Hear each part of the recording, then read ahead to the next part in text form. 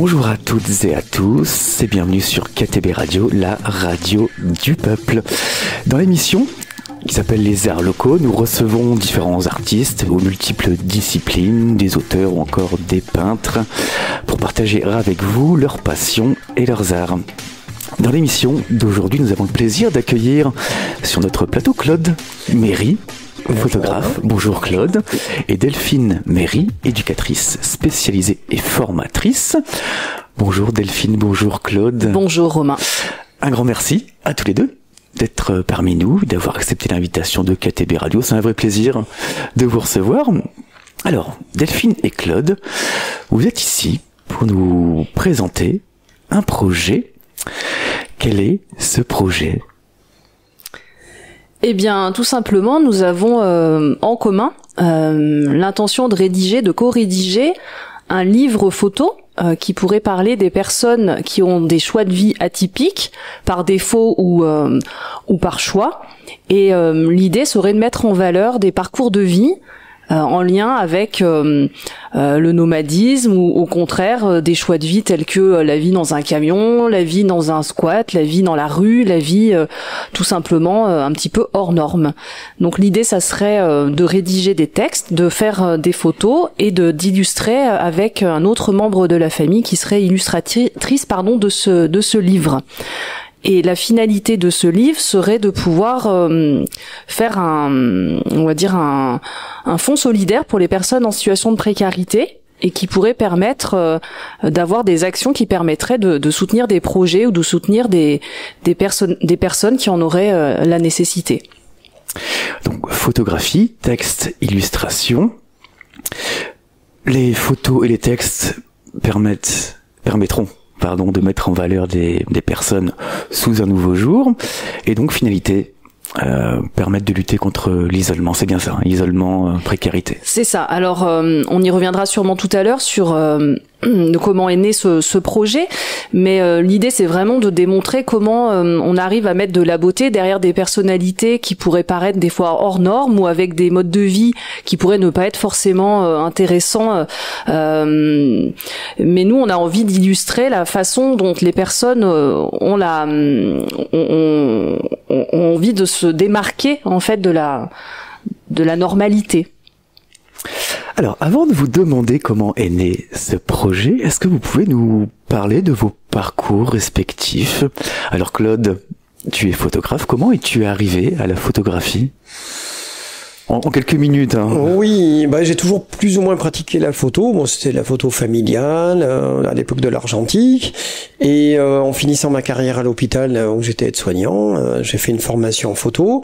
Et mon amour de la scène musicale m'a fait conjuguer les deux. Et je suis devenu un peu spécialiste de photos, de spectacles et de scène musicale. Et donc voilà, me voici catapulté un peu spécialiste de la photo de spectacle. Et pour ce projet, ce serait la première fois que tu pourrais être édité, c'est ça ? Oui, ça serait une première, effectivement, oui. Et Delphine m'a un peu mis le pied à l'étrier de ce genre de photos, mais en même temps, il y a plusieurs années, effectivement, j'avais toujours eu un penchant pour cette photo dite sociale, dans la mesure où j'avais commencé déjà un reportage sur les saisonniers qui vivent en camion, notamment dans les stations de sport d'hiver. Donc c'est juste un retour un petit peu aux sources, pour moi, en matière d'image de ce type-là aussi, quoi. Et toi Delphine, de ton côté, donc tu es éducatrice spécialisée, qu'est-ce qui t'a donné envie de te diriger vers ces accompagnements ? Alors, j'ai été diplômée, j'étais toute jeune, j'avais 21 ans, j'ai été éducatrice spécialisée depuis donc toutes ces années, ça fait une vingtaine d'années maintenant que je fréquente les publics en grande précarité, des jeunes, des moins jeunes, des parents, et toute petite, je crois qu'on pouvait déjà me dire de moi que je pouvais parler à n'importe qui, même sans comprendre la langue de la personne avec qui je parlais. Je pouvais aussi être admirative devant des situations, des scènes de vie qui pourraient paraître complètement décalées. et je trouvais ça toujours très beau, et j'avais toujours envie d'aider les autres, et je crois que ça m'a toujours accompagnée depuis ma tendre enfance. Donc le métier d'éducatrice spécialisée, finalement, il est venu très très tôt en fait en moi, et il y a eu jamais aucun doute sur ce que je voulais devenir. Ces dernières années, j'ai eu la possibilité de construire ma carrière différemment. Je suis devenue formatrice depuis le mois de septembre, donc j'ai lâché un peu ce premier métier de cœur, mais je continue à former des professionnels dans le monde social, et j'ai toujours un lien avec les publics que j'accompagne depuis longtemps, parce que c'est un petit peu par la force des choses que je ne peux pas vraiment lâcher les gens avec qui j'ai eu autant de liens. On va parler de ce projet. Alors comment est né ce projet de livre, cette initiative de créer Je commence. Bah oui, Delphine. C'est Delphine à l'origine, hein, bien sûr.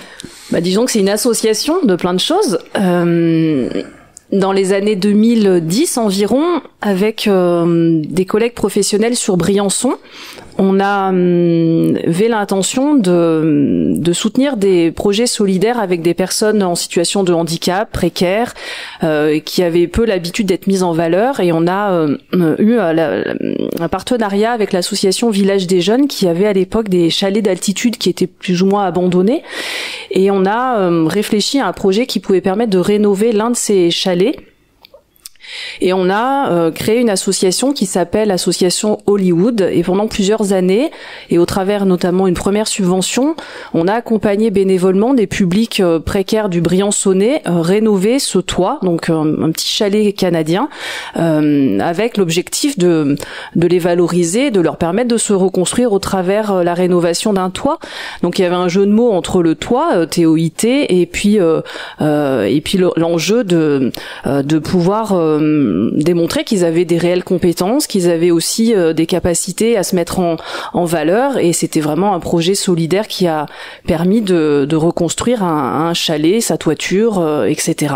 À ce moment-là, je crois que je me suis rendu compte que ces personnes-là, elles avaient peu l'opportunité de se valoriser, d'être devant un écran, d'être devant voilà, on est passé dans le Dauphiné à l'époque, on a eu un petit peu les faisceaux qui leur éclairaient un petit peu une autre façon d'être. Et je me suis rendu compte que c'était très valorisant pour eux. Et l'image est venue rapidement dans mon esprit en me disant que peut-être la photographie, la vidéo, en toute forme de média possible, pouvait venir ancrer et immortaliser finalement ces formes de vie. Donc la photographie est dans ton esprit. Logiquement, tu te diriges vers Claude. Tout à fait. Qui est toujours présent et partant pour tous les projets. Et donc, quelle a été ta réaction lorsque Delphine t'a proposé de participer à ce projet ? Tout de suite, bien entendu, oui, parce que c'est des sujets qui me touchent énormément. Et c'est vrai que j'ai dit banco, on y va. Et pour moi, personnellement, ça m'apporte énormément d'avoir des contacts avec ce genre de population. Parce que j'ai toujours été dans cette sensibilité de par ma carrière déjà à l'hôpital, hein, le désarroi de la maladie, mais là pour le coup c'est le désarroi de la précarité, et donc l'humain et tout, enfin le désarroi de l'humain m'émeut énormément, et donc j'ai tout de suite vu l'opportunité de faire des images et de mettre en valeur des gens qui étaient dans l'ombre, comme tu le dis si bien, quoi. Et dans certains cas, effectivement, de redonner une beauté à des personnages qui s'oublient, quoi. Hein, effectivement, qui ont tendance à s'oublier. Et puis pour compléter, il y a plein de situations au cours de ma carrière où je me suis dit, mais là, mon Dieu, mais c'est pas pensable. Je pense que personne peut se rendre compte à quel point l'humain peut vivre dans des conditions des fois indignes, ou des conditions où on pourrait ne plus voir en fait la douleur, la couleur des gens, et voilà, pour moi, il y a des choses qui sont impensables. Enjamber les SDF sans même remettre de l'humanité derrière cette personne. La photographie, pour moi, est un moyen moyen aussi de mettre en lumière la beauté des gens, l'âme des gens, et pas que la clochardisation, l'impact que ça peut avoir sur le corps, que la maladie, la psychiatrie, enfin etc. Et de voir autre chose. Et il me semblait que la photo illustrée par mon papa pouvait permettre de mettre de la beauté derrière. Moi je suis juste le technicien, quoi, un petit peu. J'essaye de traduire les sentiments que Delphine a. Et j'essaye de mettre en pratique et d'imager ça, effectivement, de traduire ces sentiments. Donc ce livre concernera des personnes qui ont fait le choix de vivre différemment ou pas et également qui n'ont pas eu ce choix. Il y a eu un processus, effectivement. Dans le projet, il y a eu un processus. Au début, je me permets du coup de rebondir, mais au début, l'idée c'était vraiment de mettre en lumière la grande précarité et de pouvoir valoriser ça, mais en associant mon papa dans la photo, ça s'est un peu transformé avec l'idée de pouvoir... Parce que moi, j'avais d'autres démarches de mon côté, un petit peu indépendantes. C'est un petit peu, moi, je suis attiré par les populations un peu hors normes, les gens qui concrétisent leurs rêves et qui mènent à bien leurs rêves. Et donc je suis toujours émerveillé par ce style de personnage, et donc on ouvre un petit peu d'autres chapitres sur d'autres horizons, des gens qui eux par contre ont choisi leur mode de vie, c'est-à-dire des gens qui sont nomades, des gens qui ont une philosophie de vie qui les amène sur des styles de vie complètement différents. Je pense à un ermite qui est en autonomie complète, énergétique et alimentaire. Je pense à une petite famille de nomades qui vivent à 5 dans un camping-car avec 3 filles qui sont adorables. Je pense à ce grand monsieur qui pour moi est le père Guy Gilbert, qui a consacré toute sa vie quand même à sauver des jeunes de la rue. Je pense aussi, mais de manière, on va essayer de mettre un petit peu en évidence la philosophie d'un Damasio qui a une philosophie de la vie avec l'humanité et ses recherches sur l'intelligence artificielle qui vont à l'encontre un petit peu de notre humanité justement, et donc il est un petit peu à contre-pied, son style de vie est à contre-pied de cette évolution technologique. Je pense aussi à un autre personnage que j'aimerais bien mettre en lumière, j'espère que ça va aboutir.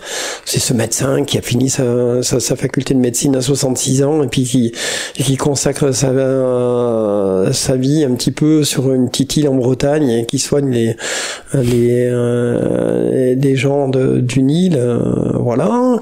Enfin bref, voilà, des gens qui ont des parcours de vie qui sont vraiment hors normes pour moi et que j'aimerais mettre en lumière. Ouais, effectivement. Avez-vous déjà trouvé un titre pour ce projet de livre? Alors autant il y a des choses où on n'est pas d'accord, autant sur ça on est plutôt d'accord. Le titre du livre s'appellerait « Sans toi ». Donc « Sans toi », il peut y avoir plusieurs interprétations à ce mot.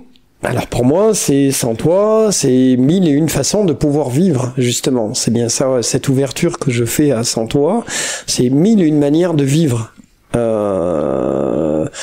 Sans toi, on peut l'interpréter aussi avec une petite notion de solitude aussi, effectivement, sans toi.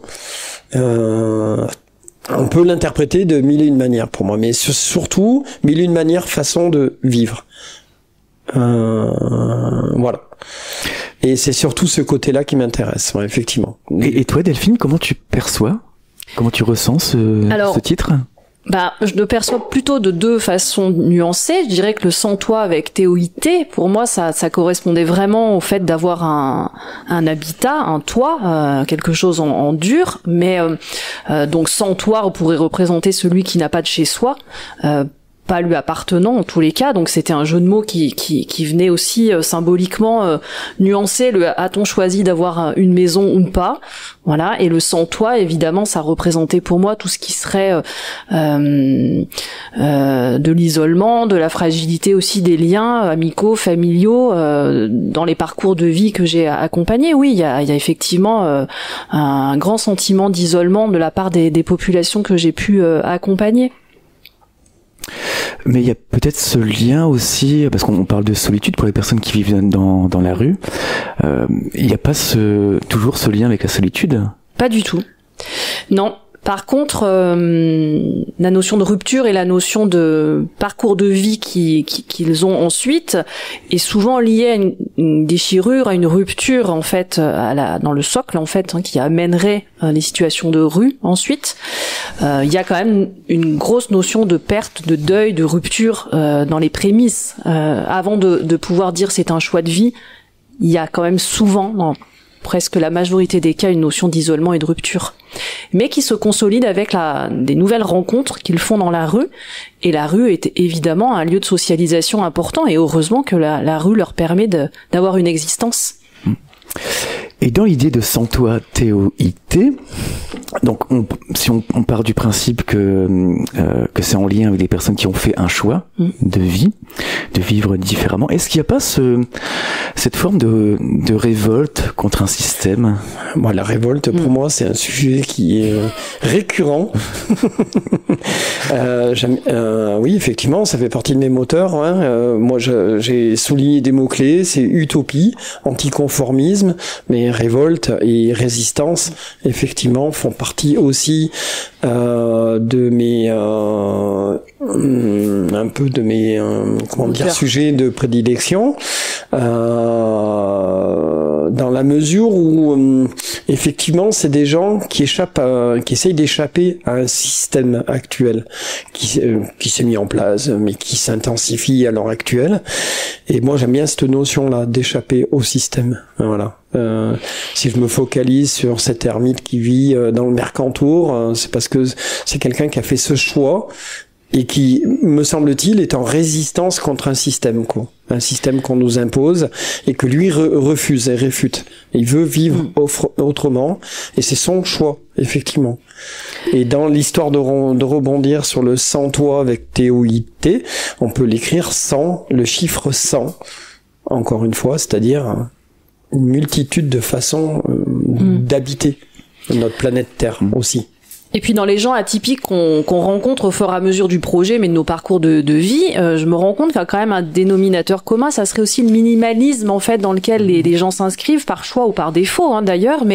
Et du coup, une fois qu'on a enlevé un peu tout le superflu de la vie, le fait de parler de son logement, de son emploi, de sa vie familiale, enfin bref, de plein de choses, on se rend compte qu'on atteint l'humain d'une autre façon et qu'on a des sujets de conversation beaucoup plus profonds.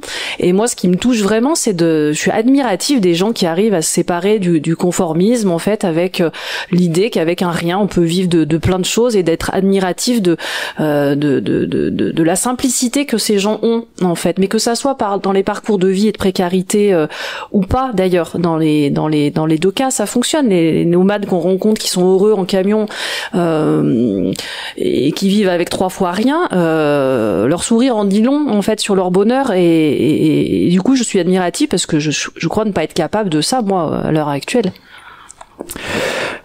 Avez-vous déjà une idée de la première de couverture?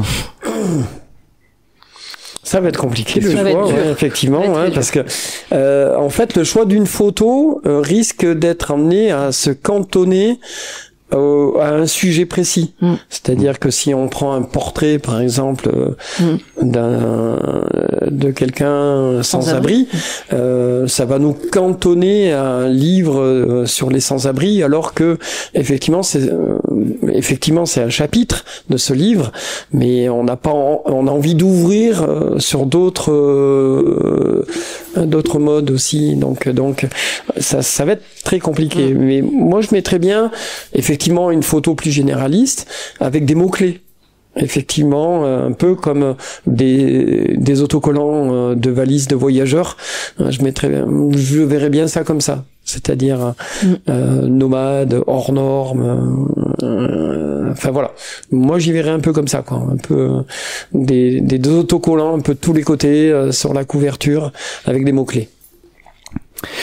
Delphine et Claude, avant de feuilleter les pages de ce futur livre, on va effectuer une première pause musicale. Et comme cette émission, c'est votre émission, je vous ai proposé de choisir 3 chansons, 3 musiques, et vous avez choisi Oiseau de Bertrand Belin. C'est bien ça? Oui, que j'affectionne particulièrement. Il y a une raison à ça, donc une chanson que tu aimes?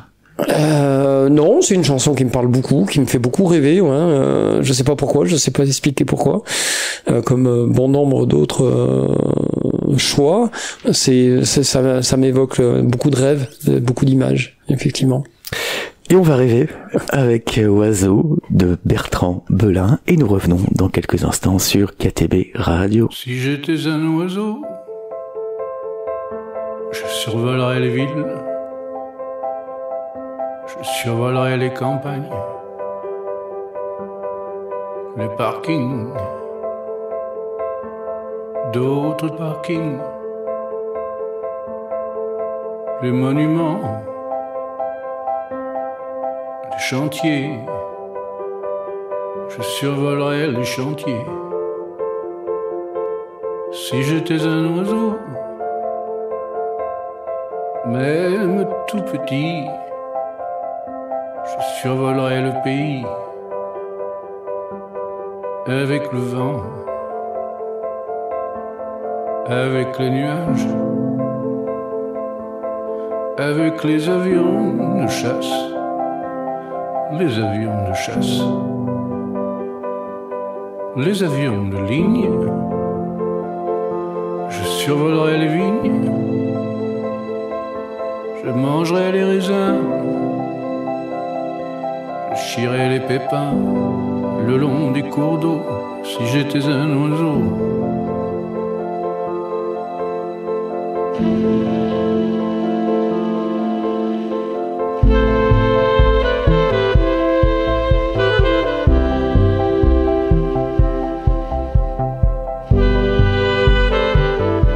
si j'étais un oiseau, mais je ne suis qu'un serpent. Et ma vie est à terre, mon ventre est sur la pierre où je ferai ma tombe. Je ne suis qu'un serpent, et de muse en mue, de prairies en prairies, je perpétue mes hécatombes. D'ailleurs je mange les œufs de colombe.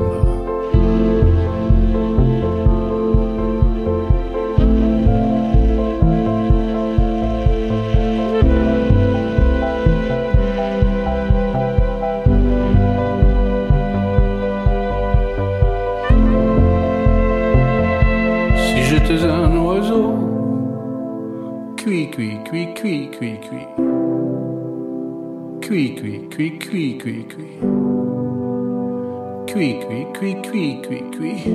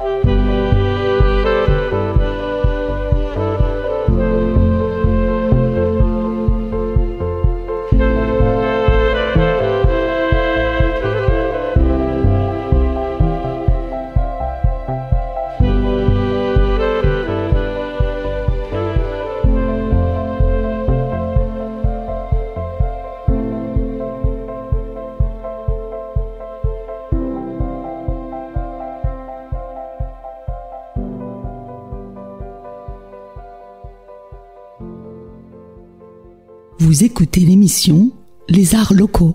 Et vous êtes toujours dans l'émission Les Arts Locaux en compagnie de Claude Méry, photographe, et Delphine Méry, éducatrice spécialisée et formatrice, réunie autour d'un projet de livre pour mettre en valeur des personnes qui ont des modes de vie atypiques ou alternatifs. Alors, Delphine et Claude, dans cette deuxième partie de l'émission, on va rentrer dans le projet. Alors, c'est important de préciser à nouveau que ce projet ne concerne pas uniquement des personnes en difficulté sociale, concernera également des personnes qui ont fait un choix de vivre différemment. Alors, tout d'abord, concrètement, comment se déroulent les rencontres de ces personnes? Est-ce que c'est suivant vos aventures respectives, vos voyages, ou de par ton travail, Delphine? Alors, je commence, papa? Oui. Je dirais les deux. En fait, là, on est vraiment synchro pour ça. Donc moi, je dirais que la première partie sur laquelle on s'est attelé ces derniers mois a été la rencontre avec les personnes accompagnées, dans la mesure où ça a été partie, on va dire, facilitée par le lien que j'avais avec eux et la possibilité que j'avais d'être régulièrement au quotidien dans leur rencontre. Donc là, ça s'est fait très naturellement, en fait. Je leur ai indiqué qu'ils allaient faire la une d'un super livre photo. Avec le plus grand artiste qui était mon papa. Et ils ont été honorés, en fait, d'avoir la possibilité de se mettre en valeur autour de l'appareil photo qui a été, on y est allé quelques fois ensemble. Alors le fait que je sois médiatrice du lien a grandement facilité le fait que mon papa a pu prendre des images à ce moment-là dans les rencontres. Il s'est complètement intégré, en fait, à une journée type qu'on pouvait avoir. Alors, j'ai pas précisé que dans mon métier d'éducatrice spécialisée, pendant 20 ans, j'ai été éducatrice de rue. Donc ça consiste à sillonner les rues et aller à la rencontre des populations et des personnes en situation de marginalisation, en errance ou en difficulté sociale. Donc c'est une habitude pour moi que d'aller les rencontrer sur leur territoire de vie, que ça soit dans les squats, dans les parcs, dans les lieux de manche ou dans les habitats. Et il y a déjà une confiance qui est instaurée. Il y a déjà une confiance qui est instaurée. Ils ont l'habitude que je leur envoie un peu des projets depuis plein d'années, avec la possibilité de mettre un peu des paillettes dans leur vie. Moi, j'appelle ça mettre de la vie là où il y en a plus. Et c'est aussi de leur permettre de rêver et d'avoir des ambitions, parce que la routine de ces vies fait qu'on fait la manche, on cherche un squat, on rencontre ses collègues, on s'achète à manger, on essaye de nourrir le chien. Donc c'est souvent jalonné une quotidienneté qui est très orchestrés, on va dire, mais du coup on leur propose rarement aussi de se dire allez, on fait une expérience, on va un peu au-delà de ces chemins battus et on va expérimenter quelque chose. Et moi j'aime bien leur proposer de faire un défilé de mode, d'aller faire une randonnée, d'aller passer la journée ailleurs, en tous les cas ce que j'appelle mettre un peu des paillettes dans la vie. Et quand je suis venue, je leur ai dit aujourd'hui il y a mon papa qui est photographe qui va venir vous photographier, ça n'a posé aucun souci. Et toi, Claude, c'est un mouvement un peu différent ? Lorsque c'est plus des rencontres. Alors moi jusqu'à ce que Delphine me propose effectivement ce reportage, moi je côtoyais des populations qui m'intéressaient au niveau de la photo, c'est-à-dire que c'était un petit peu mon quotidien, c'est de fréquenter des gens qui ont des modes de vie alternatifs, et donc de façon naturelle je les prenais en photo dans leur quotidien, mais aussi dans des exceptions. Je pense au mariage de nos nomades amoureux qui vivent ensemble en camion, et donc ils ont fait un premier non-mariage, après ils ont fait leur vrai mariage, et donc je côtoie ces gens-là depuis fort longtemps et j'ai eu l'occasion de les mettre en image, et donc ils feront partie aussi un petit peu de ce projet de livre. Je pense qu'ils auront leur part dans ce livre, mais je pense aussi par exemple à Marion, qui aussi a un mode de vie qui est un petit peu hors norme et que j'aimerais mettre en lumière. C'est son côté Maréchal Ferrand et chanteuse, donc j'apprécie beaucoup. Enfin bref, c'est des gens qui m'émerveillent, quoi, tout simplement. Oui, c'est des coups de foudre. C'est des coups de foudre sur des modes de vie, sur des gens qui vivent ce qu'ils ont envie de vivre et qui font fi du qu'en dira-t-on, de la pression du système. C'est-à-dire que ils se font leur choix eux-mêmes, on leur fait pas à leur place, quoi. Et ça, moi, j'adore, quoi. J'adore ce genre de personnage. Et avec mon papa, on se rejoint complètement sur ça. Et c'est vrai qu'on s'appelle, par exemple, une fois je sors de mes courses, je trouve un âne garé à la place d'une voiture et qu'est-ce que je fais en premier, c'est j'appelle mon papa, savoir si on peut aller le chercher pour faire un reportage photo. Voilà, avec l'idée de l'interviewer et de demander c'est quoi sa démarche, pourquoi. Et effectivement, on se rend compte que c'est un homme tout à fait banal qui fait le Tour de France depuis 2 ans avec son âne. Et ça, c'est passionnant pour nous. Et donc vous les accompagnez dans leur quotidien, c'est ça? Toute la journée, ça peut, vous entrez dans leur univers. Déjà, il faut déjà se faire accepter. Déjà, c'est prendre contact avec eux, discuter, se faire accepter. Puis effectivement, en deuxième temps, c'est essayer de faire des images qui soient valorisantes déjà, et puis qui soient, comment dire, qui veuillent bien se laisser prendre en photo, effectivement, et qu'on ait leur autorisation pour les publier. Ça, c'est un deuxième. Et ça, c'est important de préciser. Lorsque vous prenez des photos, la personne photographiée valide la publication de cette photo. Alors au départ, pas tout le temps, non, parce que au départ, quand j'ai pris par exemple le mariage de René Hanouk, effectivement, il n'était pas question de les mettre dans un livre. Bah, par contre, ça fait partie maintenant un petit peu des démarches à faire pour obtenir leur approbation, effectivement. Ouais. Mais bon, là, de façon implicite, on l'a. Il y a pas de problème. Et pour les personnes en difficulté sociale, est-ce que ce n'est pas compliqué d'aller dans leur lieu de vie? Alors ça dépend lesquels, et ça dépend qui. Il y a les deux. En fait, il faut se dire que dans le monde de la rue, il y a autant de situations que de personnalités et que de façons de vivre la rue, en fait. Il y a des personnes très pudiques qui vont pas donner lieu à leur intimité et pour lesquelles ça va être compliqué d'aller dans leur lieu de vie. Mais quand le lieu de vie est un bout de trottoir abrité par un balcon, il y a pas de difficulté à aller à sa rencontre en fait dans ce lieu-là.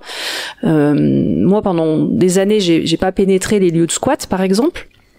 Quand il s'agit de mettre en sécurité une personne pour laquelle c'est nécessaire d'appeler les pompiers ou on s'immisce comme si on rentrait chez quelqu'un en fait dans un squat, on est invité chez eux, même si on n'est pas ni chez nous ni chez eux, on s'invite quand même un peu dans leur intimité et c'est nécessaire de leur demander les lieux de squat sont des lieux qui sont très abîmés, qui sont très souillés, où ça vient toucher à sa dignité et donc on n'y rentre pas comme ça en fait parce que c'est complexe pour les personnes qui sont elles sont atteintes dans leur intégrité quand on rentre dans ces lieux de vie parce que on a beau dire ils savent que c'est dégueulasse, excusez-moi du terme, ils le savent pertinemment que c'est dégueulasse et ils savent qu'on est accueilli dans un endroit qui est insalubre et ils s'en rendent compte souvent. Donc ce qui est impénétrable, on n'y rentre que quand on a le lien de confiance, je pense, et quand on a la capacité de ne pas avoir de jugement en fait sur ce qu'on traverse avec eux à ce moment-là, de pas faire de réflexion sur ce qu'on constate qui est juste inhumain en général.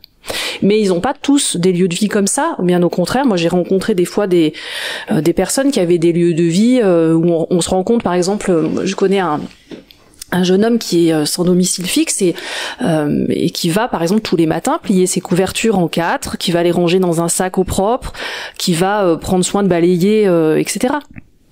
Donc c'est pour ça que je dis qu'il y a autant de façons de vivre que de personnalités. Et est-ce que vous avez déjà eu des refus? Ou bien les personnes acceptent généralement? On n'a pas eu de refus. Non. Mais jusqu'à présent, non. Par contre, il peut y avoir beaucoup de pudeur sur la publication. Moi, je pense à des femmes ou des hommes pour lesquels la famille ne sait pas la situation de vie des membres de cette famille. Donc, il peut y avoir des mamans à la rue dont les enfants ne savent pas qu'elles sont à la rue. Au contraire, des papas qui ont des enfants qui ne vivent pas la même ville et qui n'ont pas connaissance des conditions de vie de leur papa. Et du coup, leur plus grande crainte, ça serait mais si quelqu'un de ma famille tombe sur les photos, on va savoir que je suis abîmée.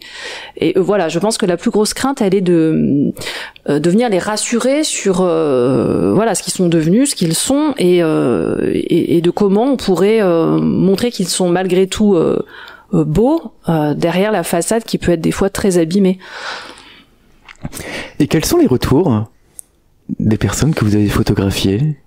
En général, c'est toujours favorable. Enfin, je sais pas, dans ton cas, dans le cas des petits protégés de Delphine, effectivement, c'est une valorisation. Ils ressentent ça comme une valorisation. Je pense à cette femme-là, jeune, qui était jeune, que j'ai pris en photo il y a plus d'1 an maintenant, qui devait être une très belle femme, bon, qui était un petit peu abîmée par la vie, hein, bien sûr, mais j'avais, encore une fois, je me répète, mais j'avais l'impression de lui rendre une beauté qu'elle avait, quoi, à l'origine qu'elle avait, et je pense qu'elle était super contente que je la prenne en photo, et cette façon de la valoriser, ouais. Il y aura du texte également ? Oui, l'idée, ça serait ça. Est-ce que ce sera des retranscriptions d'échanges ? Alors pour le texte, je suis pas encore décidée et on n'a pas encore complètement débattu sur la forme que ça peut prendre. En tous les cas, moi je voudrais pas être dans un texte fataliste, un texte qui pourrait dénaturer. Je voudrais pas non plus finalement aller dans tous les stéréotypes et je voudrais aller à l'encontre un petit peu des représentations sociales et je voudrais pouvoir aussi démontrer autre chose que cette vie à la rue. Et donc dans les textes, j'aimerais aller à la fois dans des histoires de vie. Oui, mais je veux surtout co-construire avec eux, c'est-à-dire que je veux pas raconter à leur place, je veux faire avec eux. Donc dans l'idée d'écrire, c'est écrire avec leurs mots ou écrire avec ce qu'ils ont envie de transmettre, mais c'est surtout pas partir de moi, mais c'est vraiment partir avec eux sur ce qu'ils ont envie de dire de cette histoire, en allant toujours rechercher qu'est-ce qui fait la beauté de cette image et qu'est-ce qui fait la beauté de votre parcours, ou au contraire, qu'est-ce qui fait que ce n'est pas un choix, mais en tous les cas, j'aimerais aller raconter ce qui est inracontable. Donc j'aimerais prendre du temps avec eux pour déconstruire et prendre le temps et raconter à leur façon. Alors est-ce que ça sera que l'illustration d'un moment clé, d'un parcours, d'un projet, d'un rêve, j'en sais rien. On sait pas encore quelle forme ça prendra, mais en tout cas, je m'engage à le faire avec eux. Donc ce sera des textes. Mais après, moi, pour ma partie, en ce qui concerne ma partie de mes chapitres sur les gens un peu en mode de vie alternatif, parce que voilà, ça c'est pour la partie de Delphine avec les gens de la rue. Pour ma partie, il y aura beaucoup moins de textes. Moi, ce que je me contenterai de faire, c'est des portraits et un cadre de vie. C'est-à-dire que on présente un personnage et son cadre de vie. C'est-à-dire soit son véhicule, si c'est son véhicule, son cadre de vie. Mais par exemple, pour le sujet qui m'intéresse là du jeune homme qui habite en ermite dans le parc du Mercantour, ça sera son cadre de vie, quoi. C'est-à-dire la nature, son potager, son autonomie énergétique. Voilà, c'est la façon dont il vit. C'est ce qui m'intéresse, quoi, aussi, avec son portrait et sa personne. Mais autour des photos même de ces gens atypiques, je pense qu'on peut faire des textes qui valorisent et qui mettent en valeur comment ils en sont arrivés là, en fait, dans leur trajectoire, et qu'est-ce qui fait qu'ils ont des croyances qui font cette vie-là aujourd'hui. Et je pense qu'ils ont une histoire à nous raconter autour de ça. Moi, ce qui me passionne, c'est justement d'aller échanger. C'est peut-être ce trait commun, finalement, c'est que chacun a son histoire, quoi. Oui, effectivement. Ouais. Et oui, je pense qu'ils en arrivent là pour... Moi, je me projette d'aller faire le portrait d'Alain Damasio. Je vais aller dans son lieu de vie au-dessus de Sisteron, là, dans le massif des Bauges. Bon, je vais essayer de le photographier lui, mais son cadre de vie et son environnement où il habite aussi, quoi. Effectivement, sa philosophie de vie, quoi, en fait. T'essayes de capter en image. J'aimerais revenir sur une petite chose que tu as dit, Delphine, concernant les mots, les vocabulaires. Ils utilisent des mots spécifiques propres à eux, un code de langage. Est-ce que ce n'est pas dans l'idée de se faire comprendre par des personnes et ne pas se faire comprendre par d'autres? tous les milieux, je pense, ont leur propre code de langage qui permettent d'avoir une identité et de se comprendre les uns les autres. Donc la rue a son langage, c'est très certainement, mais qui n'est pas très spécifique. Par contre, je dirais que la dureté de la vie fait qu'ils ont des codes sociaux où on peut ne pas être très habitué. En fait, et ce qui fait que ça les rend si invisibles, c'est que et si impénétrables dans leur façon de parler, d'échanger, c'est qu'ils ont une façon d'être qui donne pas envie de rencontrer l'autre en fait. Et une fois qu'on a passé cette barrière de OK, je passe l'apparence et je viens à ta rencontre pour d'autres raisons, alors on se rend compte que c'est des gens comme vous et moi et qui avons le même code en fait de langage, et il y a pas de spécificité, je dirais, mais je dirais plutôt que c'est cette barrière en fait relationnelle qu'il faut déjà rompre en fait pour s'intéresser à l'autre. Voilà, je dirais que c'est plutôt la dureté de l'image que ça renvoie que d'être à la rue qui donne cette impression qu'on ne va pas pouvoir communiquer. Une fois qu'on a dépassé ça, je pense qu'il s'ouvre encore un autre monde. Enfin, je pense que papa s'en est rendu compte quand il est venu. En fait, il y a eu une phase d'émotion de se dire mais voilà, je sais pas. Il me semble qu'il y a Ah bah moi j'ai beaucoup d'émotions quand effectivement je vais à leur rencontre et j'essaye de transmettre ça justement en images aussi quoi. Il y a des codes de rue, c'est plutôt des façons de vivre en fait qui sont au-delà du langage, c'est des façons de vivre qui sont spécifiques. Ouais. Donc durant ces textes, les personnes parleront alors de leur parcours, de leur vie passée. Alors là, ce sera leur choix, hein, c'est ça. Ça peut être l'instant présent aussi. Ouais, ou leurs rêves. Ou leurs rêves. Moi, dans le cas de mes reportages, effectivement, c'est leur rêve, effectivement, qu'ils réalisent. Il y aura également des illustrations. C'est ça? Oui, alors c'est tout nouveau, c'est encore une histoire familiale. On a ma belle-fille qui s'appelle Juliette, qui est dans l'illustration et qui aurait aussi l'ambition de pouvoir s'associer à nous pour tenter de mélanger dans ce projet l'illustration, la photo et les textes. Donc ça, c'est en projet, en construction. D'accord. Toujours ce lien avec la proximité. Tout à fait. La proximité de la famille, la proximité avec les personnes que vous accompagnez, que vous et l'intérêt que cette personne elle apporte à notre projet aussi, quoi, parce que c'est spontané. Elle t'a demandé tout de suite de participer à ce projet, quoi. Donc. J'aimerais revenir sur cette idée de mise en valeur. Alors vous mettez en valeur des personnes qui pensent ne pas avoir de valeur ou ne pensent ne pas être mis en valeur. Je pense que c'est un peu le point commun de tous, là. Non. Pas tous. Non. Moi, je pense non à ces gens qui m'émerveillent toujours, encore une fois. Eux ont leur propre valeur, mais j'essaye de mettre en lumière différemment, d'apporter une petite touche personnelle par rapport à ce qu'ils font ou ce qu'ils sont, ne serait-ce qu'en matière de scène musicale, par exemple. Ils ont leur propre art qu'ils maîtrisent, mais moi, à travers mes photos, j'essaye d'apporter un petit quelque chose qui est ma touche personnelle, et donc à chaque fois, c'est ce que j'essaye d'apporter, quoi. En plus, quoi, c'est une espèce de griffe personnelle de ma vision des gens. Mais pour Delphine... Oui. Dans l'autre partie, oui, effectivement, je dirais que c'est des personnes qui se considèrent sans valeur. Pour autant, quand on leur dit qu'elles vont faire la une dans un livre, du coup, on y va quand même avec le grand jeu, ça les fait beaucoup rire en disant « mais qui tu veux qui achète ce livre qui parle de nous ?» Et effectivement, elles ont beaucoup d'humilité en disant mais ça va intéresser qui notre histoire? Ça va intéresser personne, Delphine, il n'y a que toi que ça fait rêver. Effectivement, pour l'instant, il y a peut-être que nous, mais si on y croit à plusieurs, alors je leur dis on aura de la force, on y arrivera. Mais c'est d'y croire à leur place en fait. Je dirais que leur donner de la valeur, c'est de leur démontrer qu'ils en ont même s'ils n'y croient pas. Et moi, j'ai toujours cru en ça, de leur dire, mais vous avez une vraie valeur, vous avez une vraie place. Alors peut-être qu'elle est pour moi, mais le fait d'y croire, je pense que ça permet de semer des graines et de se dire, il y en a d'autres qui vont y croire aussi. Et la meilleure façon de leur donner cette place-là, c'est d'y croire avec eux. Alors ils disent pas. Alors il y en a qui font de l'humour en me disant, est-ce que tu crois que demain je vais devoir signer des autographes sur le trottoir? J'en dis peut-être.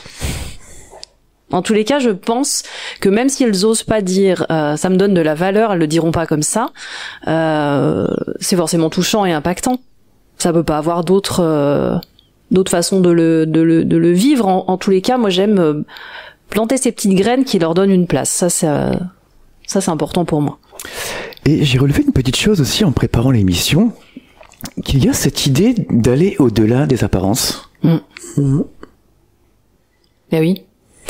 Oui, je pense qu'avec mon papa, tu veux répondre peut-être, on a une grande sensibilité.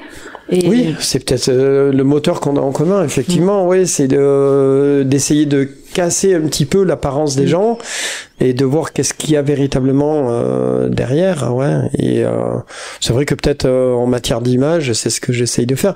Moi, par exemple, ce qui me fascine, c'est les artistes, par exemple, c'est la transformation, cette capacité de transformation quand on les voit hors scène et quand ils montent sur scène, quels qu'ils soient d'ailleurs, à quelque niveau de leur art qu'ils soient. Moi, par exemple, j'ai eu des copains, des copines qui faisaient du théâtre et j'étais émerveillé par leur capacité de transformation, c'est tout qu'ils jouent dans une pièce, quoi, qu'ils jouent un rôle, qu'ils jouent un personnage. Et cette capacité de transformation, c'est ce que j'essaye de saisir aussi à travers les images. J'essaye de saisir ce moment-là, quoi. Ils sont plus dans notre monde, c'est des gens qui changent de monde, quoi, qui sont ailleurs, et c'est cet instant-là qui me fascine et que j'essaye de capter, quoi, à travers les images. Ce livre concernera des personnes hors normes. Comment percevez-vous ce mot, hors norme? C'est un terme générique, hein. C'est un gros sac où on peut mettre plein de mots-clés dedans, pour moi en tout cas. C'est la résistance par rapport à un système, c'est vivre ses rêves aussi, c'est-à-dire mettre à bien ce qu'on en rêve et le mettre en pratique, c'est-à-dire choisir sa vie, contrairement à ce que beaucoup font malheureusement, c'est la subir. Et pour moi, subir sa vie, c'est quelque chose d'assez terrible, quoi. Donc je suis émerveillé par les gens qui vivent la vie qu'ils ont envie de vivre. Ça m'émerveille toujours. Ça m'émerveillera encore pendant longtemps. C'est-à-dire les artistes, effectivement, mais n'importe qui d'autre, artiste ou pas. Tout le monde est artiste pour moi à partir du moment où on est capable de réaliser ses rêves. Mais aussi, oui, c'est les grands utopistes. Moi, les grands utopistes me fascinent. Bon, il y en a qu'un qui me fascine pas beaucoup, c'est des milliardaires, là. Enfin bref, ils me fascinent pas trop, ceux-là. Mais sinon, les utopistes de notre classe, oui. Après, c'est les anticonformismes, effectivement, ça pour moi c'est un grand mot, l'anticonformisme, l'irrévérence, j'adore l'irrévérence. Je te ferai la traduction. Oui, si tu veux. L'irrévérence, c'est quelque chose qui me plaît énormément. On la trouve dans pas mal d'art, quoi, l'irrévérence. Et moi, c'est quelque chose qui me plaît bien. Enfin voilà, c'est tout en fait, le hors norme pour moi, c'est un package où je mets plein d'autres mots clés dedans qui m'intéressent. Et Delphine? Je pense que je rejoins assez mon papa sur ça, mais pour moi, j'ai rencontré tellement de vies singulières que je dirais qu'on est tous un peu hors normes. On est tous hors normes à notre façon, mais je dirais que par contre, la nuance, c'est qu'il y en a qui vont pouvoir poursuivre leurs rêves et passer des caps et de transformer leur vie pour devenir ce qu'ils ont envie d'être. Et puis d'autres, le hors norme, il est que dans leur tête et physiquement, on passe pas à l'acte, en fait. Et du coup, ceux qui nous illuminent un peu avec mon papa, je pense qu'on a un peu les mêmes en tête, c'est ceux qui ont réussi à franchir des étapes de vie qui font qu'on transforme de la matière en façon de vivre. Et ce qui me fascine, moi aussi, du coup, dans l'envers du décor, c'est pour ça qu'on appelle un peu le fil conducteur de ce ceux qui sont dans la rue par défaut, par non-choix, et ceux qui ont vraiment fait une transformation de leur vie pour en arriver à des vies presque utopiques parce que parce que finalement ils s'en fichent du regard des autres. C'est comment on arrive aussi à assumer, même dans le plus grand des malheurs, le fait d'être dans cette situation-là. Et je dirais que le hors norme, il est chez plein de monde, en fait. Il est chez monsieur et madame tout le monde. C'est comment on l'assume, plutôt, ce côté hors norme. On a beaucoup parlé de l'autre, d'autrui, durant cette émission. Et vous, qu'est-ce que vous apporte ce projet, ce qui vous anime dans ces rencontres, par exemple? Moi, c'est toujours ce qui m'a toujours intéressé, c'est découvrir les autres. Déjà dans mon premier travail à l'hôpital, je travaillais aux urgences, donc j'ai passé toute une vie à découvrir les autres et des gens qui étaient complètement différents de moi.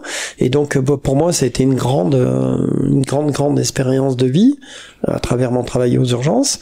Mais pour le coup, je continue à travers la photo. Je pense que mon appareil photo, c'est juste un médium. C'est juste une façon d'approcher les autres. C'est une c'est une façon d'approcher les autres et de m'interposer avec eux. Justement, l'appareil photo, c'est tu interroges l'autre, puis toi tu te caches bien derrière. Il y a peut-être un petit côté comme ça aussi, quoi. Effectivement.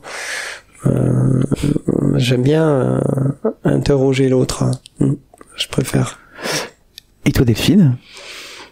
Alors ce projet, je pense qu'il a plusieurs niveaux. Il y a un premier niveau où je pense que c'est super valorisant pour moi que de dire pendant 20 ans j'ai couru après les plus précaires et ça permet de mettre en lumière, de mettre en valeur en fait des choses pour lesquelles j'ai des vraies croyances et un vrai socle de croyances qui m'ont construit mon identité aussi. Je dirais que ça parle de mes valeurs en fait, tout ça, et je suis assez fière de pouvoir tenter de mettre en valeur aussi mes valeurs. Voilà, je dirais comme ça. Ça parle de moi, mais aussi je suis assez convaincue et assez heureuse de pouvoir le construire avec mon papa, pour lequel j'ai l'impression aussi qu'on peut échanger sur ces valeurs communes, et finalement ça fait un projet qui a du sens familialement parce que ça permet d'échanger sur le comment on s'est construit aussi dans notre identité et qu'est-ce qui fait qu'on a autant de raccords en fait sur ces façons de voir la misère humaine, l'humanité, le lien, la solidarité, enfin tous ces mots-clés là dont il parle souvent. On se retrouve sur un projet commun, et je trouve que c'est fort de se retrouver sur un projet commun. Et même si on vend 3 livres, on vend 3 livres, mais en tous les cas ça nous aura fait parler, ça nous aura fait parcourir des rues, ça nous aura fait parcourir des villes, et ça nous fait rêver en fait. Et je crois que c'est le mot rêve qui nous convient, c'est qu'on aime bien rêver en fait, et on est un peu utopique derrière nos idées. Mais je tiens à rajouter que tous mes projets sont partis d'une utopie, et souvent je suis partie d'un tout petit rien, et d'un petit rien, à force de planter des graines, ça nous arrive vers quelque chose de beaucoup plus grand, et moi ça me fait vivre tout simplement. Claude et Delphine, on va écouter maintenant la deuxième chanson que vous avez choisie pour cette émission, Golden Girls de Devendra Banhart, c'est ça? Oui. Pour quelle raison vous avez choisi cette chanson? Moi, c'est une musique qui me fait un petit peu planer, qui me projette encore une fois dans le rêve, effectivement. Là, pour le coup, c'est pas le même rêve qu'avec Bertrand Belin, dans la mesure où je comprends pas les paroles, mais c'est plutôt le rythme musical qui me fait envoler, et puis le mode très soft. Et on va s'envoler avec Devendra Banhart et la chanson Golden Girls. Et restez avec nous sur KTB Radio.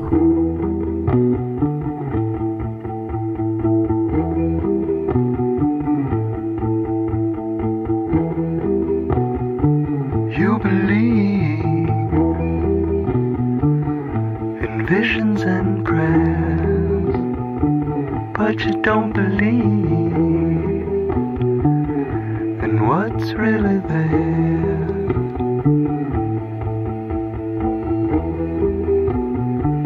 You're a young man on the dance floor. A young man in a young man's world.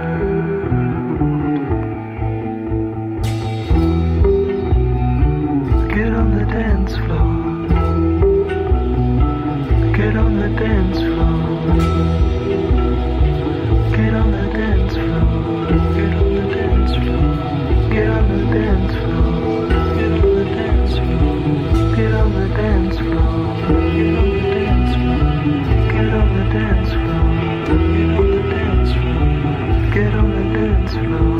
Get on the dance floor. Get on the dance floor.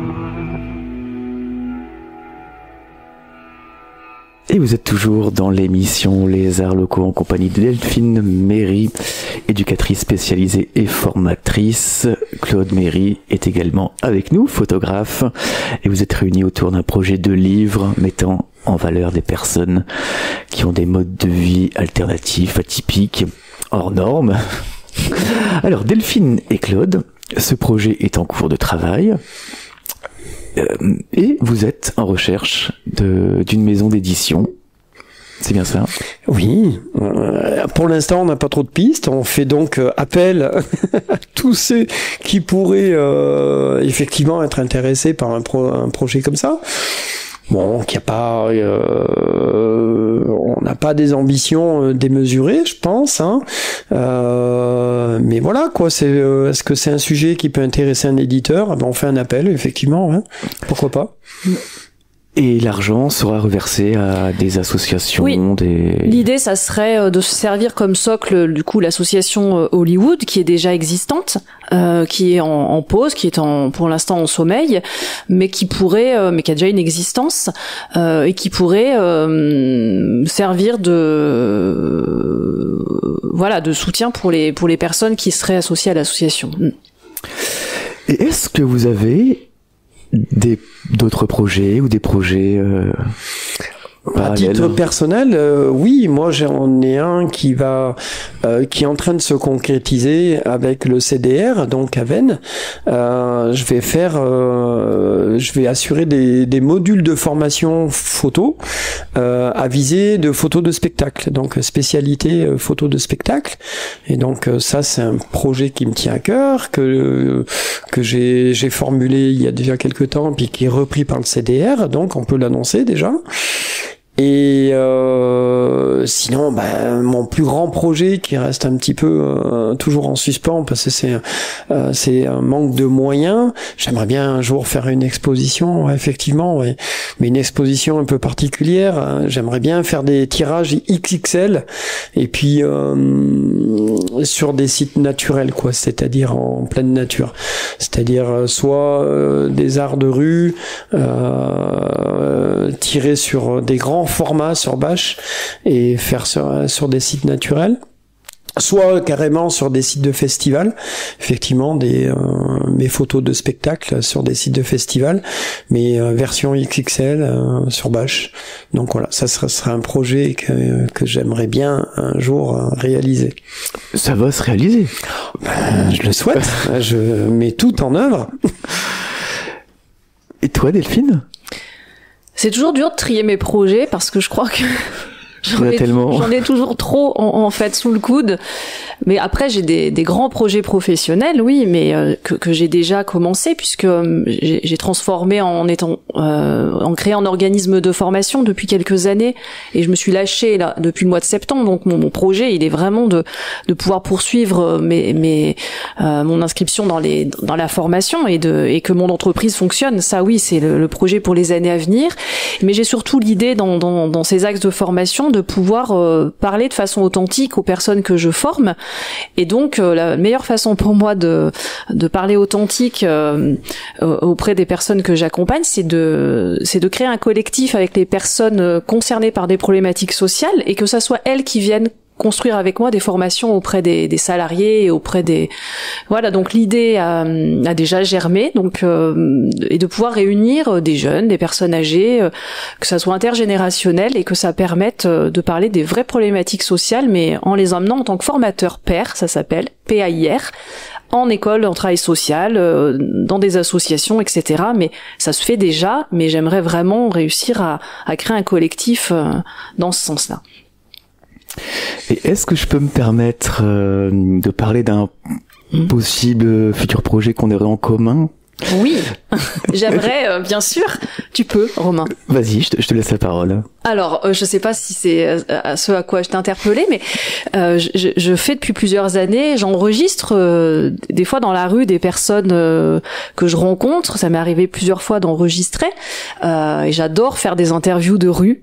Voilà, c'est de ça dont il s'agit. C'est ça. Voilà. Et nous, on serait intéressés pour diffuser ces enregistrements, donner la parole à des personnes en difficulté, tout simplement. Donc maintenant, j'ai un nouveau projet, ça serait de partir avec Romain, sillonner les rues pour rencontrer des personnes atypiques. Voilà, c'est un projet. C'est un vrai mais en projet. tout cas, ça nous Et je peux intéresse me beaucoup. greffer à ce projet pour faire des images. On réunit les forces, nos forces, c'est Tout à ça. fait. Et nos talents, surtout, nos compétences. Nos talents. Vous savez que KTB Radio est une radio libre. Souhaiteriez-vous aborder un sujet qui vous tient à cœur, un coup de gueule, un coup de cœur, une rencontre? Bah moi, le coup de gueule actuel, c'est la paupérisation de la population, quoi. Ça me travaille énormément. J'assiste autour de nous à une paupérisation de la population, c'est-à-dire des gens qui peuvent plus subvenir à leurs moyens, à leur niveau de vie, puis payer leur loyer, leurs charges, leur électricité, leurs soins. On a de plus en plus de mal à se soigner. On le constate au quotidien, et ça m'horripile à notre époque, quoi. Je ne supporte pas, et j'en veux énormément à nos politiques. Je leur en veux énormément parce qu'ils en ont cure, et ça me révolte. Ils sont là pour du blabla, et point barre, c'est tout, quoi. Il y a personne après dans l'action, quoi.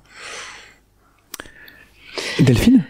Je dirais que mon coup de gueule rejoint celui de mon père. Je dirais que je suis un peu révoltée sur le système qui se dégrade, et je suis très affectée par nos métiers. Du coup, j'aurais envie simplement de passer le bonjour et de remercier tous ces professionnels de terrain qui œuvrent tous les jours auprès des plus démunis, tous ces bénévoles en fait qui s'acharnent aussi pour essayer de nourrir des populations qui crèvent la dalle, les gamins qui mangent une fois par jour, ces familles qui s'endettent, etc. Et il y a des petites mains là qu'on voit jamais, qui sont toujours dans l'ombre, les éducateurs spécialisés, les infirmiers, enfin tous ces métiers là dont on parle peu finalement, et qui osent pas des fois faire la grève parce que il faut qu'ils soient auprès des personnes en fait, tout simplement, et du coup c'est pas des métiers qui vont revendiquer leur place. Et pour le coup, s'ils s'arrêtaient un jour pour de bon, et qu'on voyait la vraie souffrance des personnes et des populations dont ils s'occupent au quotidien, les personnes handicapées, on en passe là, des populations vieillissantes, des populations, tout ce qu'on veut, l'enfance en danger, je pense que si la misère humaine ressortait d'un coup, on se rendrait compte de l'importance qu'ont ces métiers-là. Voilà, donc mon coup de gueule, ça serait de dire, est-ce qu'on pourrait un peu parler de ces travailleurs de l'ombre qui font, moi j'appelle ça du travail de dentelle et du travail de précaution, qui font avec très peu de fil, mais qui font une vraie broderie en fait dans l'humanité, et c'est un métier, en tout cas c'est mon premier métier, et j'y crois toujours en fait, de me dire c'est grâce à ces professionnels là que le système par moment il tient malgré qu'il s'effondre, et ça tient aussi un peu grâce à ça. C'est là où il y a une divergence d'opinion, c'est que malheureusement, moi j'ai peur que notre système il soit encore plus cynique. On le voit par exemple à Mayotte actuellement, hein, où il y a toujours pas de secours. Enfin bref, il y a rien, il y a pas de solidarité. Quand on en parle, on blablate, mais les gens sur le terrain ils font avec rien, et il y a toujours rien qui arrive, quoi. Et notre système il devient cynique. Enfin moi voilà, c'est mon constat, quoi. Et ma révolte est là. Claude et Delphine, on arrive au terme de l'émission. Il va falloir se quitter. Merci Delphine, merci Claude. Merci de nous avoir donné la parole. Merci. Et merci d'avoir participé à ce programme, d'avoir partagé avec nous ce beau projet. Merci beaucoup à tous les deux. Alors, on se quitte pas tout de suite. Pour terminer l'émission, on va écouter une dernière chanson que vous avez choisie, qui s'appelle Reckoning Song, One Day, d'Asaf Avida. Pour quelle raison ce choix. Alors c'est Delphine qui a choisi, oui, c'est ça? Delphine. Pourquoi cette chanson? Un petit coup de cœur. Un petit coup de cœur, un gros coup de cœur. Faut avouer là. Effectivement, c'est un gros coup de cœur aussi. C'est pareil. Je pense que ça fait partie des personnages un peu atypiques, un poète punk qui sort du lot avec une voix qui est très particulière. Et moi, j'ai un gros coup de cœur pour sa personnalité et sa voix et ses chansons qui sont à la fois mélancoliques, douces et remplies de poétisme. Merci. Delphine. Merci Claude. Un grand merci à tous les deux et à bientôt. À bientôt. À bientôt. Dans la rue. Et si vous souhaitez faire un don à l'association KTB Radio, vous pouvez effectuer un don sur le site internet de KTB, donc c'est ktbradio.org. Nous vous remercions par avance de l'aide que vous pourriez nous apporter. Je rappelle également que vous pouvez télécharger les applications gratuites, c'est important, c'est gratuit, depuis Play Store et App Store pour nous écouter où que vous soyez. N'hésitez pas à nous laisser des commentaires sur tous nos réseaux sociaux également. Merci aux auditrices et aux auditeurs d'avoir été à l'écoute de ce programme. Vous venez d'écouter l'émission Les Arts Locaux avec pour invité Delphine Méry, éducatrice spécialisée et formatrice. Et également Claude Méry était avec nous qui est photographe pour nous parler d'un projet de livre pour mettre en valeur des personnes qui ont des modes de vie atypiques ou alternatifs. Et nous nous quittons en chanson avec Azaf Alidan et la chanson Reckoning Song One Day. Et c'était Romain, votre radiologue de KTB Radio. KTB Radio, c'est votre radio, la radio du peuple.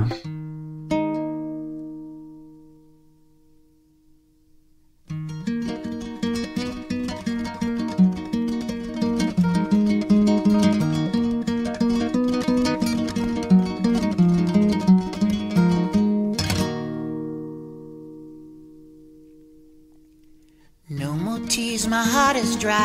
I don't laugh and I don't cry. I don't think about you all the time, but when I do, I wonder why you had to go out of my door and leave just like you did before.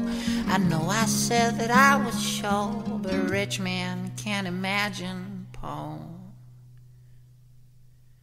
One day, baby, we'll be old. Oh, baby, we'll be old and think of all the stories that we could have told. One day, baby, we'll be old. Oh, baby, we'll be old and think of all the stories that we could have told. Little me and little you kept doing all the things they do. They never really think it through, like I can never think you're true. Here I go again, the blame, the guilt, the pain, the hurt, the shame, the founding fathers of our plane that's stuck in heavy clouds of rain. One day, baby, we'll be old. Oh, baby, we'll be old and think of all the stories that we could have told. One day, baby, we'll be old. Oh, baby, we'll be old and think of all the stories that we could have told. One day, baby, we'll be old. Oh, baby, we'll be old and think of all the stories that we could have told. One day, baby, we'll be old. Oh, baby, we'll be old and think of all the stories that we could have told. One day, baby, we'll be old. Oh, baby, we'll be old. Oh, baby, we'll be old. Oh, baby, we'll be one day, baby, we'll be old. Oh, baby, we'll be old. Think of all the stories that we could have told. One day, baby, we'll be old. Oh, baby, we'll be old. And think of all the stories that we could have told.